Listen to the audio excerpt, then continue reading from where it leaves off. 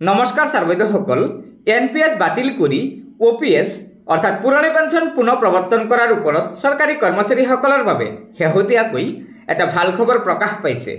হয় ছাৰবাইদেউসকল, শেহতীয়াকৈ যোৱা 14 মাৰ্চ তাৰিখে আমাৰ এনপিএছ ৰিভিউ কমিটি আৰু জেচিএম অৰ্থাৎ ষ্টাফ ছাইডৰ বিষয়ববীয়াসকলৰ মাজত এখন আলোচনা অনুষ্ঠিত হয় আৰু সেই আলোচনাত এনপিএছ ৰিভিউ কমিটিয়ে কি মতামত আগবঢ়াইছে তাৰে ওপৰত আজিৰ এই ভিডিঅ'টো। হয় ছাৰবাইদেউসকল, এই পত্ৰখন চাব। পত্ৰখনৰ বিষয় আছে এনপিএছ ৰিভিউ কমিটি আৰু ৰাষ্ট্ৰীয় কৰ্মচাৰী পৰিষদ অৰ্থাৎ জেচিএমৰ সৈতে আলোচনা সন্দৰ্ভত। তাৰ পিছত কৈছে ভাৰত চৰকাৰৰ উদ্যোগত যোৱা 14 মাৰ্চ 2024 তাৰিখে নতুন দিল্লীত এনপিএছ ৰিভিউ কমিটি আৰু জেচিএম অৰ্থাৎ ষ্টাফ ছাইডৰ প্ৰতিনিধিসকলৰ মাজত এখন আলোচনা অনুষ্ঠিত হয়।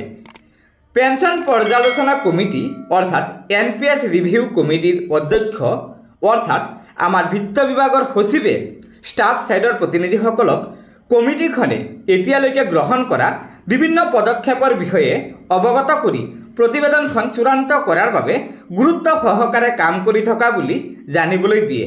ইয়াৰ উপৰিও তেখেতে লগতে কৈছে যে ষ্টাফ ছাইডে কমিটিখনৰ ওপৰত বিশ্বাস ৰাখিব লাগে আৰু কিছুদিনৰ সময় দিব লাগে। বৈঠকৰ অন্তত ষ্টাফ ছাইডৰ প্ৰতিনিধিসকলে পুনৰ জেচিএমৰ কাৰ্যালয়ত বৈঠকত মিলিত হয় আৰু সৰ্বসন্মতিক্ৰমে 2024 চনৰ 1 মেৰ পৰা অনিৰ্দিষ্টকালীন ধৰ্মঘট চলোৱাৰ বাবে নিজ নিজ নিয়োগকৰ্তাক ধৰ্মঘটৰ জাননী প্ৰদানৰ ব্যৱস্থা স্থগিত ৰখাৰ সিদ্ধান্ত লয়।